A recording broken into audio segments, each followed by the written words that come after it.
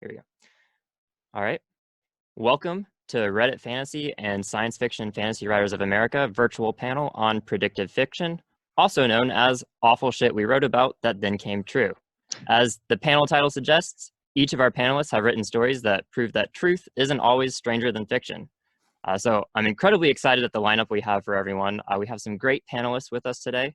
So let's go through and have everyone introduce themselves. I guess, Malka, if you could start. Sure, thanks. Really happy to be here. This seems like a really interesting discussion that we're going to have. My name is Malka Older. I'm the author of Infomocracy and the rest of the Sentinel cycle, which continues with null states and state tectonics, as well as the collection and other disasters and lots of serials. All right, and then Sarah, if you could go next. Got it. Sorry, I hit the wrong thing. Yeah, I'm Sarah Pinsker. I write a lot of short fiction, but I'm here today because I wrote a novel called A Song for a New Day that came out 6 months ago that has a whole lot in common with what's going on right now, including social isolation, including a pandemic and some other stuff. And then it's got a lot of music, and it's more hopeful than some books about that stuff, but it is what it is. Yeah. And all right, Mike. Hi, I'm Mike Chen. My second novel, A Beginning at the End, came out in January, right when shit was hitting the fan. So I had to do events talking about my post-pandemic with feelings book during an actual pandemic. Yeah, there's just a bunch of stuff in there that has come to life because about a quarter of the book takes place in flashbacks as shit's going down. So you see it, and it really is, it sucks, and it's kind of scary. Yeah. How about you, Chuck? Hi, I am Chuck Wendig. I am the author of too many books at this point. I think Wanders is my 20th novel, something like that. And I've written Star Wars. I've written the Mirror in Black series. Wanders came out in July, and it's definitely not at all relevant. I don't even know what I'm doing here. You can just move past me. It's definitely not about a pandemic. So. And then last but not least, how about you, Sabrina? Hi, I'm Sabrina Verbolias. My novel, Ink, is an immigration dystopia. It was first published in 2012. And then was reissued in 2018 by Rosarium. And unfortunately, a number of things that I first posited as part of the dystopia have, in fact, been proposed or come into being. All right. Well, to kick things off, everyone's here because you've written things that have unfortunately come true. So the first question I have for you is, what is the most oddly specific thing you've written about that then came true? And I guess, Sarah, if you want to kick us off. Sure. So people keep sending me quotes from my own book and things that I forget because I wrote them several years ago. They're highlighting them on Twitter. So someone sent me something the other day where there's a line where people don't quite know what's going on yet, and with the disease that's going around, and someone says, I tried to find out, and all they're saying is just wash your hands. I did not remember that. So there's that, and then a bunch of the little things that I have as social distancing that went on too long, that was carried into the future as this is just how we live now. There's a bunch of things, including like putting up plexiglass barriers, which they're now doing in grocery stores near here, but all the compartmentalization. I have a whole how-to in there, and then the last thing I would say is there's a section called that's about don't forget normal, where the characters make a list on their whiteboard on their wall, and then they actually continue it onto the wall of all the things that they want to remember, good and bad. So all of those things. Yeah. And then Mike? Well, so two things that really stick out in mind. Like one of them, I was at Target about like a month ago, and I was just like waiting to pick up a prescription for my wife, and then someone around me sneezed, and I was like, "Oh shit, you fucking sneezed!" And in the opening, after the prologue, chapter 1 of my book, it takes place in an office 6 years after the quarantine, and everyone's still on edge, and like one of the protagonists is like, you know, doing his thing, and then someone sneezes, or no, I think he sneezes, and then like you feel like the environment around him changes, like people turn on their like UV sanitizers and other things like that, and it's like the just like clenching up when someone sneezes, like that was, yeah, it was you know, taking me into that moment. And then the other weird thing was, in my book, there's a flashback of the final night before quarantine. The final uh, Major League Baseball game is a Giants and A's interleague game, and then you see everything kind of go down from there. And my idea was that it goes from East Coast to West Coast, and then like just seeing in the news that like the Giants and A's interleague preseason game was like the first game that was canceled due to the pandemic. That was like, it wasn't exactly a replica, but it was close enough where I kind of took a step back and went, "Oh, that's not cool." Yeah. And Sabrina, what about you?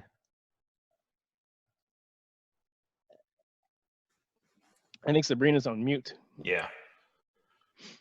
Okay, so during the 2016 election, I actually sort of did a double take when then Governor Christie proposed that immigrants should get GPS trackers, because that is in fact part of what happens in my dystopia. But you know, it's bigger stuff has also really struck me. So one of the things in my immigration dystopia that I really would have predicted wouldn't have happened, is that you know, the biometrics and so forth that are instituted were instituted also for citizens who became non-citizens, and were instituted for legal residents and so forth. And we've seen with Trump's office of setting up an office of denaturalization, and his statement that he's going to have an executive order making sure that the children of undocumented immigrants who are born in the States are not considered citizens. And in addition to the challenges that have already happened in Texas of people born in the U.S. with U.S.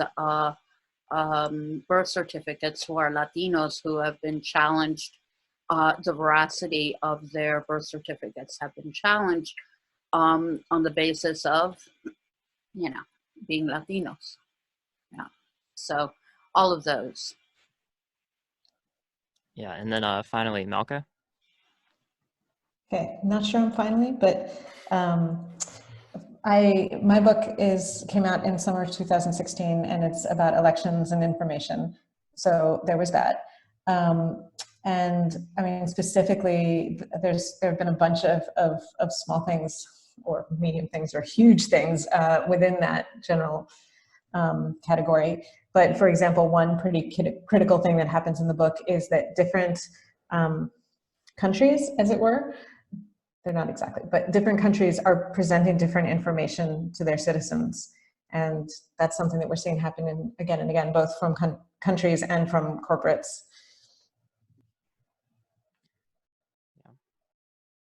And then Sarah, I think you had something you wanted to add? Did Chuck go yet? No, I did not actually, but you please add your thing. Definitely. Okay, sorry. Yeah, the thing I forgot is actually the thing that the book is actually about is online concerts. The book is about a concert technology that continues way after everything bad goes down, where everyone just would rather go to a concert in this VR rig, and real concerts don't happen anymore. But in the story that led up to my novel, the story that I wrote in 2014 that was published in Asimov's, I had a John Legend stay-at-home concert, and the main character says, John, you know, who would go out if they can just like see a perfect John Legend stay at home concert tonight. And then like the first thing that people started sending me was this thing with John Legend live in your living room. Oh, no. So yeah, I think that the concerts that are going on right now are great. But I have words about that later. But that was the thing that I forgot to say. That was actually what my book is about. So yeah. Okay. And then Chuck, I didn't mean to almost skip you there. That's all right. So how about you? I was afraid I had died. I'm like, did I die? Oh no! Did the pandemic take me? Wanders did a lot of the stuff with the a disease that comes from bats and pre-symptomatic transition, and it happens during an election year. And a lot of people always keep sending me they send me quotes from the book, just the same as everyone else has said here, that they get things from readers. But at the same time, like a lot of that stuff, I don't feel like I was actually Nostradamus. Like we always knew a pandemic was coming. That's literally part of the problem we're enduring right now, is we knew one would come eventually. And unfortunately, it just perfect stormed at the time we have this guy as president.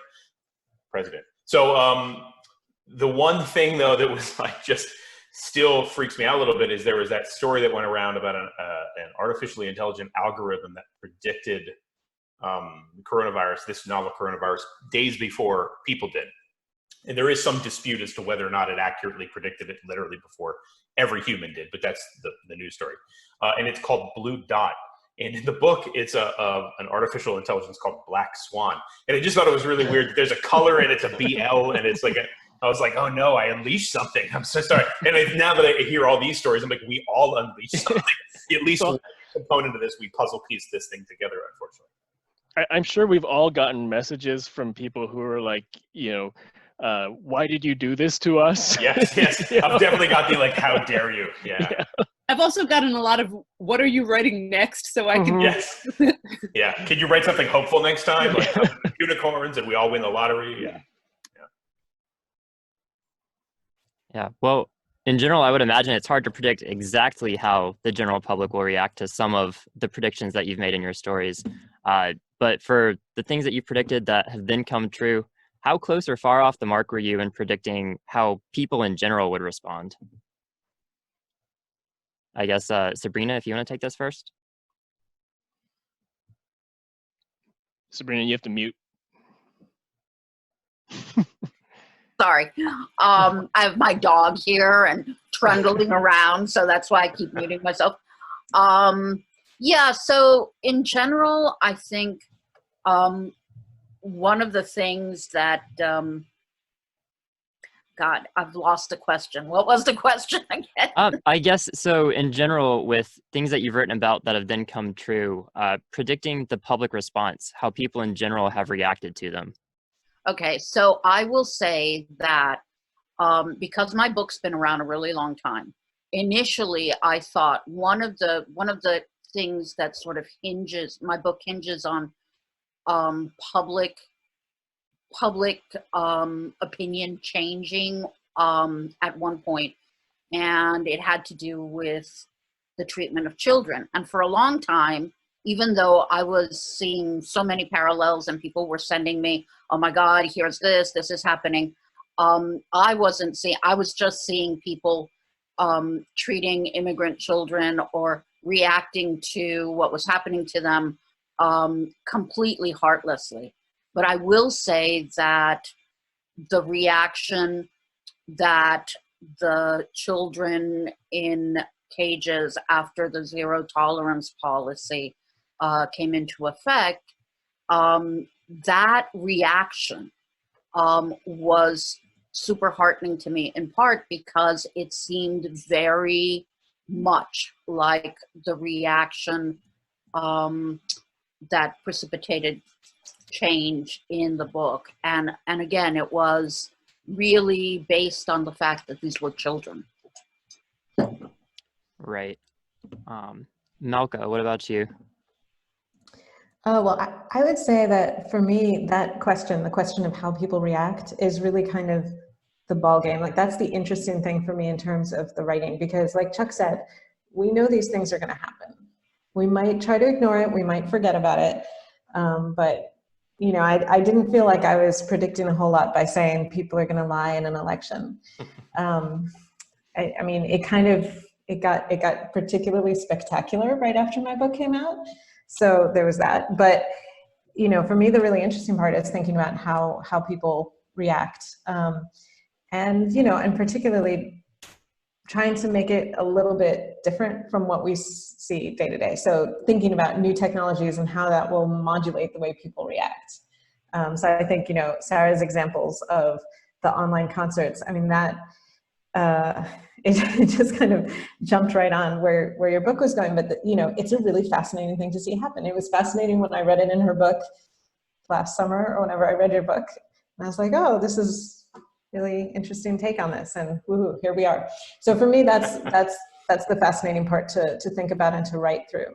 And in terms of how I did, yeah, I think more or less okay. A big part of the thrust of my book is that there's this huge information bureaucracy that all these people are working really hard to make sure everyone has the information they need to vote responsibly and have it accessible in all different ways to people, and basically people hate them and don't really care and don't want to pay attention. Yeah. Chuck, what about you? Yeah, so this is how like the audiences reacted, or how people in general are reacting to the things? I suppose you can take it either way. I was Yeah. thinking more how general in public people have reacted to similar events that you've written about. I'm vaguely hopeful. That, you know, one of the things that I sort of baked into Wanderers was I didn't want it to be like The Walking Dead, right? Because obviously, like in a zombie story, the zombies are more or less a environmental hazard. They're a hurricane, a flood. They're not really a particularly sinister villain, usually not like a vampire. And so the real villains of a zombie story like Walking Dead tend to be the other people. And Community, like sometimes I'm always blown away by how Community completely fragments instantly in a zombie novel. It's like everything is chaos instantly, and we're all, you know, just holed up in houses and killing each other for food. So I did want that because historically that just isn't how people are. I mean, communities actually tend to cinch up in these types of crises, and people tend to help each other more than they don't. And not to say there's not obvious bad actors and you know, malevolence out there who are trying to seize on that, and certainly that's true in Wanderers, and certainly it's true now. Unfortunately, they happen to be in our government. But I really wanted it to be a book also about hope, as much as this stuff is you know, in the book is running roughshod over the population and is doing that here now too. It's heartening to look outside and see the way neighbors are interacting with each other, or they're leaving things for each other on their doorsteps, or, you know, but maintaining that distance and maintaining what they're supposed to be doing. So I find that there's a lot of hope in viewing how people are actually reacting to this thing, at least around me. Right. And how about you, Mike? So the theme of this book, I first drafted the beginning at the end back in, it was like 2011. So, you know, back when we had a president who was competent, and, you know, the world wasn't quite a hellscape. And the idea was using the apocalypse as a metaphor for trauma. And so it's interesting seeing how it's playing out now. I had this one review that just published a few weeks ago, where I think it's two guys, and I think one guy read it before things went down and one guy read it after things went down, and they talked about it. And then one of the guys said that when I first read it, or when he first read it, he found he didn't really like the characters or understand where they were in the first half of the book. Like, he grew to like them because of like the narrative arcs that they had, but they but he's like, why would they make these decisions that were set up in like the first half of the book? And it was really by design, because when you experience trauma, it informs and filters everything that you do. And then he said that now that we've been through this, even just a few weeks of this, he said everything makes sense. And that was not the intention, you know, to like play it out on a real pandemic level. It was really looking at how people react to trauma, and they shield themselves, and they make these decisions that make sense in the immediate, but don't make sense in the big picture. But you're seeing that right now. And I think we're going to have a bit of that. And, you know, when we eventually come out of this, it's going to be really important to encourage people to go to like mental health professionals to try to get them to like unstuck themselves from where they are, because we are all going to be really fucked up from this. Well, I'm going to jump in here and say that one of the things that my novel starts actually in Central America, in Guatemala, during the, or at least chronologically starts in Central America and Guatemala during the undeclared civil war there. And one of its characters goes through that and then, experiences, the dystopia. And what's clear is that there's a persistence of memory, right? I mean, there is generational trauma. There is, I think that, I grew up in Guatemala during the undeclared civil war. I write about it all the time. It is something that, 30, 40 years on, it hasn't dissipated. And it's not only me. I mean, in Guatemala, there's still a hashtag, Si hubo genocidio. Yes, there was a genocide. And there's still people saying, putting out the photos of the disappeared and so forth. I think it's going to be many, many, many years. I think it's going to be generations before we feel on some level not impacted by the pandemic. And then Sarah. Yeah, I think there's one thing that I got very wrong, which is that in my book, the isolation that people do, which is government mandated, but they do it out of fear, and they continue doing it out of fear. And what we're seeing right now is, in my opinion, an act of love and solidarity for the that those of us who can are doing this thing so that those who can't can be a little safer in the job. The people who are considered essential can be safer in their jobs, so that we can all be safer, so that we can spare healthcare workers. And so I feel like I got that wrong, the motivation for that.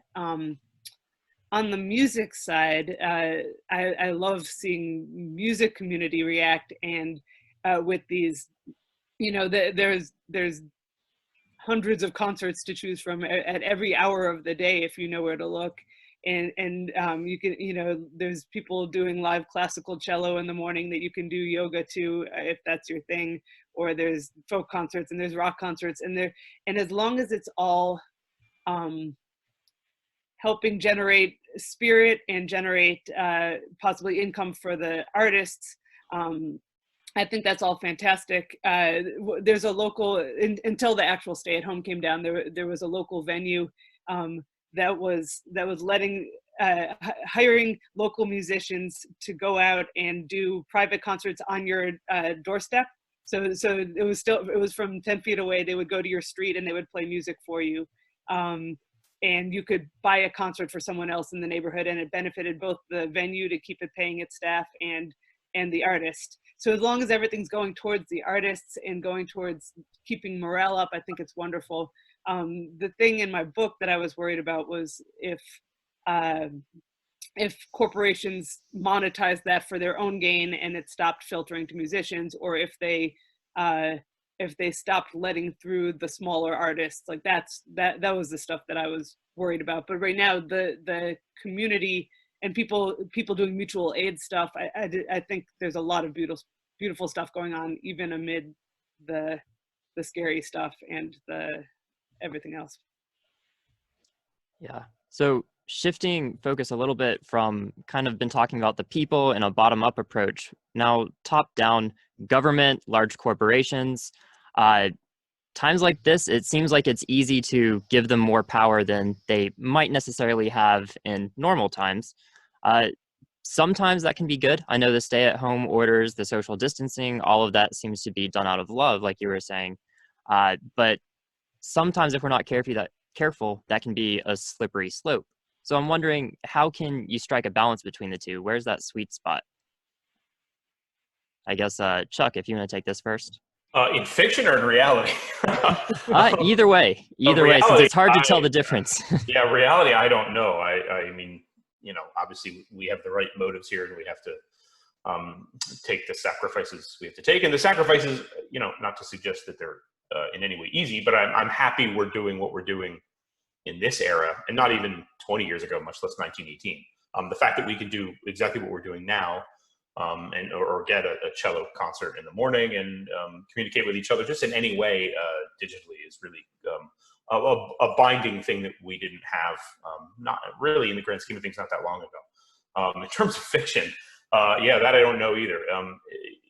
Obviously, fiction tends to cleave to the darker stuff just because it's books are, you know, about conflict and drama, and we, you know, science fiction writers, whether near future or distant, kind of at the heart of this panel, we're being asked, like, how did we predict this stuff, or why did we predict it, or did you mean to predict it? And certainly, I don't think anyone really means to predict it. We're always trying to talk about where we are now as opposed to where we're going, but we're not really trying to be Nostradamus. And so, for us, I think it's trying to, we're looking in the mirror. I was writing about 2016. I wasn't writing about 2020. You know, I was sort of building up to that. So, but anyway, yeah. Yeah. All right. Malka, you want to take this? Yeah, so this is basically what my dissertation and other research is about. It's about actually how governments respond to disasters and the whole centralization or decentralization thing, which it sounds like it's kind of what you're asking. I mean, this is this question of, like, do we centralize control in a disaster? Do we let it out and let people do things on the ground? And, you know, one of the things I think we're seeing here is that it really depends on the kind of disaster, and particularly how much it crosses the lines of jurisdictions. In my book, in Infomocracy, there's an example where there's an earthquake, a really big earthquake. And my book is all about a sort of very granular political model where the jurisdictions go by 100,000 people, which in a city like Tokyo, where this earthquake hits pretty hard, is not a whole lot of space. And so the character walks through the city at night and sees basically how the governments are responding very differently, pretty much block to block, in terms of what their focus is and how organized they are, and whether they're throwing a ton of money at it or a ton of volunteers, or how they're approaching it. And that's kind of what we can see now, actually, on a much, much larger scale, is that we're seeing different countries do very different approaches, and seeing how that's playing out. The difference, of course, is that, you know, after an earthquake hits, okay, there's some cross-border stuff in terms of who's buying things and who can access aid in different ways, but, you know, mostly it's kind of done. Whereas here, the crisis that we're facing, the threat that we're facing, crosses borders really easily. And so this is where we really need to think about the ways we coordinate across all of those borders. I think one of the really interesting things that we're going to see going forward is the US, which is very large and has all these internal borders that can't really be closed, as opposed to Europe, which has already closed those internal borders, and how that's going to play out differently during the recovery. Right. Sabrina, how about you? I think I have a really different perspective than anybody else, because until the age of 15, I grew up in Guatemala during, as I've said, an undeclared civil war.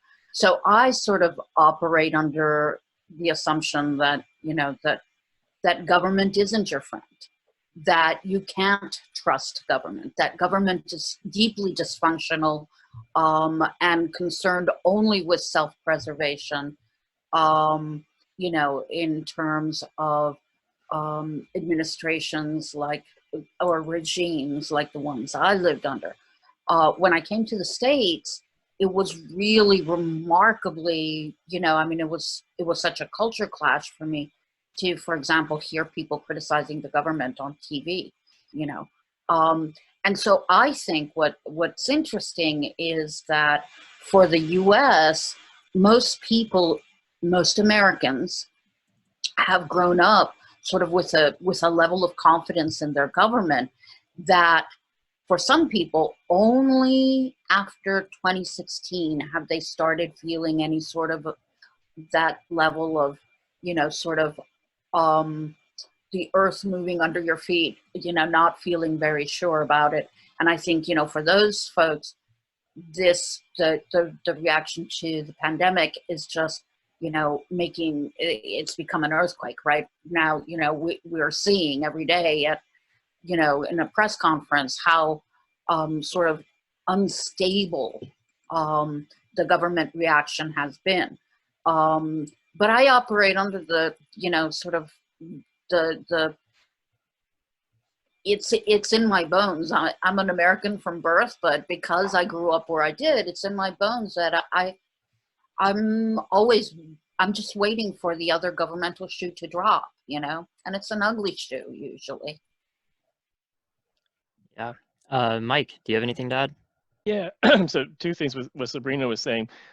My dad is from Taiwan, and he grew up when communist China was taking over, and my mom's family actually fled communist China to Taiwan. That's where she met my dad. And my dad hates all things government, and Fox News has kind of exploited this out of him. So he's like somewhat warped, but still distrustful. So there will be times when I'm like, I mean, this is a bit of a tangent, but like I'll be talking with him about like why universal health care and like welfare and things like that are good. And he's like, well, they'll screw you in the end. And I'm like, yeah, but if you help people, like there's a cost benefit type of thing. So it's like, I get where you're coming from, Sabrina, because I see it in my dad, and we have not really good discussions about it, but we have discussions because he's very stubborn. But one thing about my book, it takes it's not so much on a federal level, it's more like on a local community level. And there's a big theme, actually, it really kicks off the story, is the protection of the next generation and like giving children like the stability. And they set up these family stability boards to actually audit like the state of families in their community.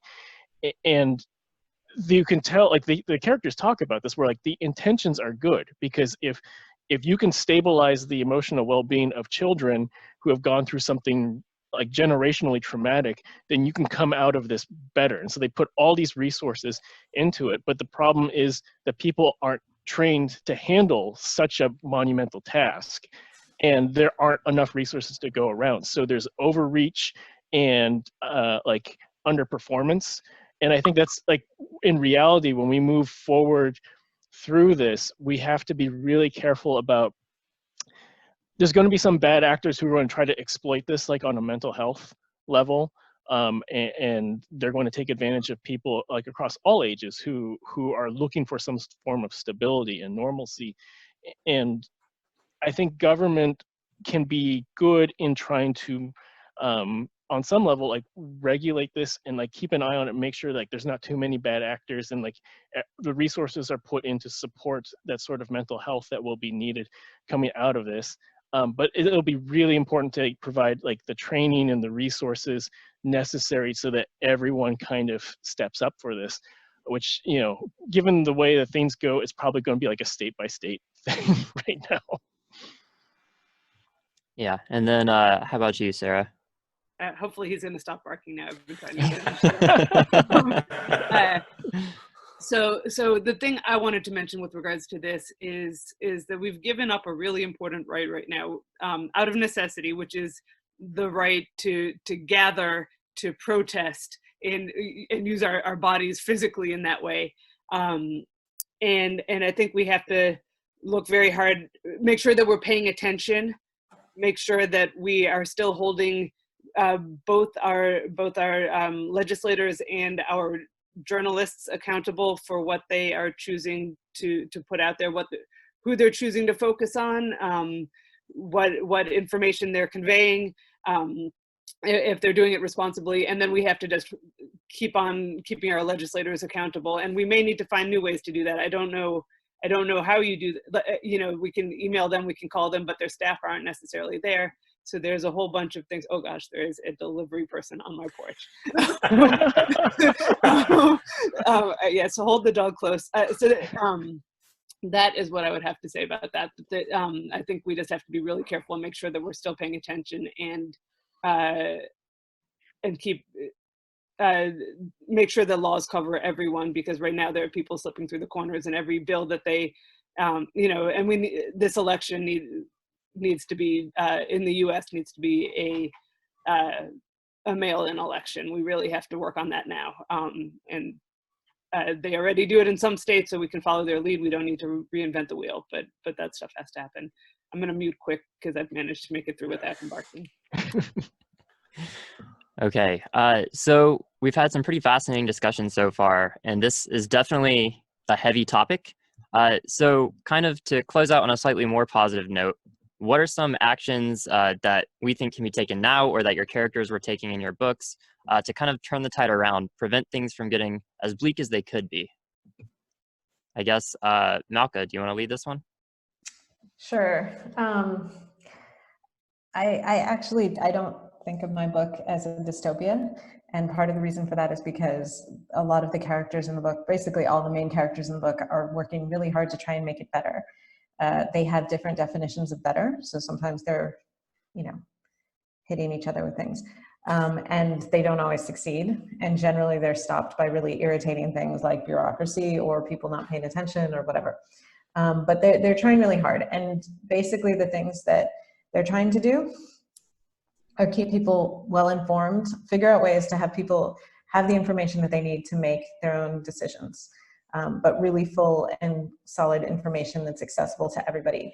And so that's a good place to start. And it's not an easy thing to do at all. But as Sarah was saying, we need to have the information out there. We need to really look at what has gone wrong with our information streams at the moment, because it's very, very wrong. And then I think there's a longer term thing, which is really crucial, but is not a quick fix at all, which is education. Because for people to be able to take advantage of information, they need to be well educated, and that should be a focus in every country. And we shouldn't consider things a democracy if people don't have information and if people don't have access to education. They're not external pieces, they are part of the package. So those are, that's more in the lines of what my book is about, but it's really, really important in the current moment as well. Yeah, and what about you, Chuck? On the day-to-day, I think what we're seeing again is, and what happens to some degree in Wanderers is that where something like a federal government fails, communities can help each other, and individuals can help each other, and it's just about being good to each other, and like Sarah was talking about, that sort of act of love and that act of hope that we're all going to kind of hunker down here and do what we have to do to help those who can't. And to sort of echo what Malcolm was talking about, education is key, and education in certain directions is also key. Civics, media literacy, certainly science, simply teaching critical thinking skills and having that equally distributed to every corner of this country. And I don't know, the hope is, as much as it's trying to find optimism in this particularly turbulent time, I am hoping that we have come to realize that there are people and roles in this country that are considerably more valuable than CEO. The fact that the people who pick up our trash or who deliver our goods, these are first line responders. And they're not just valuable now, they were always valuable. That's the whole point, because once you remove them from the equation, things fall apart, so the billionaires and millionaires who are governing that are not the ones who we should be protecting, whether it's bailouts or tax breaks or whatever it shall be. Yeah. And Sabrina? So my novel doesn't have a single hero. Community is always the hero in all of my writing. In Ink, the sort of resistance to what is happening takes a number of forms. So there's one character, for example, who creates a landscape of physical sanctuary for the immigrants who are being who are in subjected to all of the things I subject them to in the book. Another character essentially uses both her financial wherewithal, but also her skill as a chemist to create sort of ways that that the immigrants who need to disguise that there are immigrants can do so. Another two characters really spend the majority of their time building community through trying to, in different ways, get information out that isn't the official story. So for me, all of these they're small forms of resistance, right? These are not forms of resistance. They're community-based.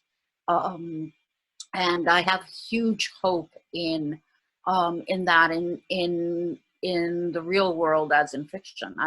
It's small communities, it's neighborhoods, it's people who don't let each other fall through the cracks, and who are willing to put themselves and their money, their property, their physical selves on the line for each other.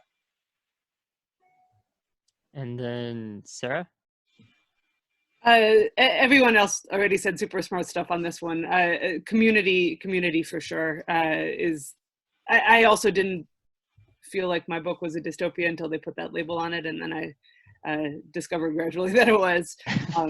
But I would also say that community is at the forefront of it, and that's the way that people regain things. I also want to say there needs to be huge support of the arts. It's a book about music. There has to be support of the arts to keep the arts going, and that includes at every level, the organizations, the bookshops, the venues, the people who work at venues, the artists, the musicians. There's going to be a lot of shoring up needed to make sure that we have those things to continue, especially since those are the things that are supporting us right now. And I think everyone else already said super smart stuff, so I'm not going to go on beyond that. Yeah. And then Mike, what about you? So I agree with what everyone else had said.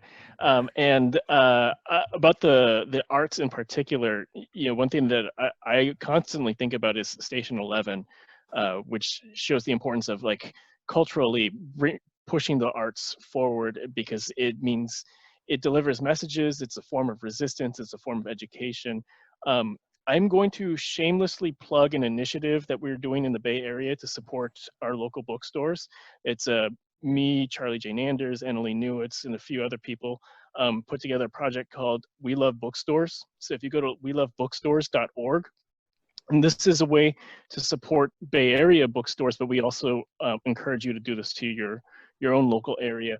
At welovebookstores.org, there's two things that are happening. There's a series of events that are going to be like Zoom readings with various authors, and you can register through the links there. They go, any donations on there will go to a dedicated bookstore per event. And then there's also links on there where you can buy direct gift cards for local bookstores. And a lot of them are still taking online orders here in the Bay Area, and they ship nationally. And gift cards are a great way to just, purchase and support without buying anything right now. Nationally, there is, I believe it's saveyourbookstore.com, which is an app that will locate your indie bookstore. And then there's also bookshop.org, which will put you to your local indie bookstores. And remember, Amazon is not shipping books right now. Like there's a delay of like 3 to 4 weeks. So please check all of that out. And there's also libro.fm, libro.fm, which is an audiobook alternative to some of the others, in which you can designate part of the funds to go to your local bookstore if they're part of the program. And IndieBound also is a good place to look for, in addition to bookshop.org, IndieBound is a legacy indie locator.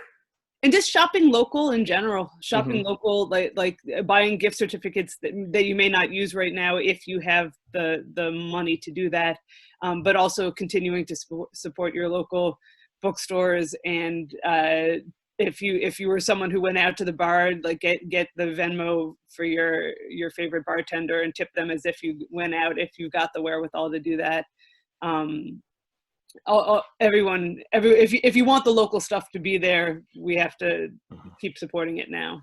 Also, I'm gonna jump in here and say that undocumented immigrants or immigrants with irregular status are not covered by the $1 trillion recovery. They get nothing.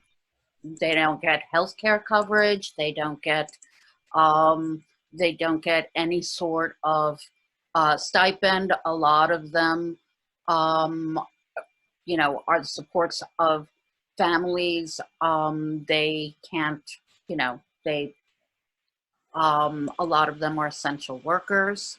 So please look locally. I know in Philadelphia we have a coalition of folks who are trying to get together a recovery fund specifically for undocumented folks.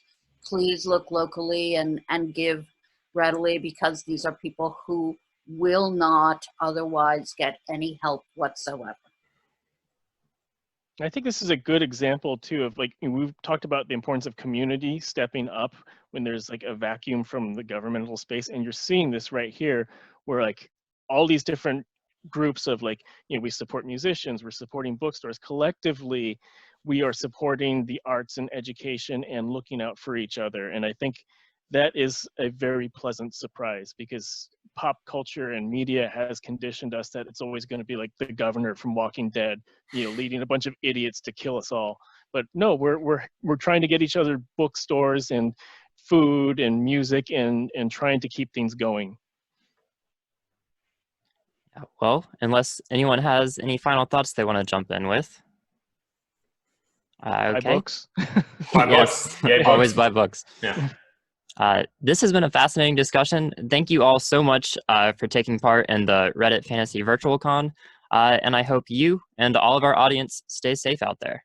Thank you. Thank you. Thanks, guys. Thank you. Thanks all.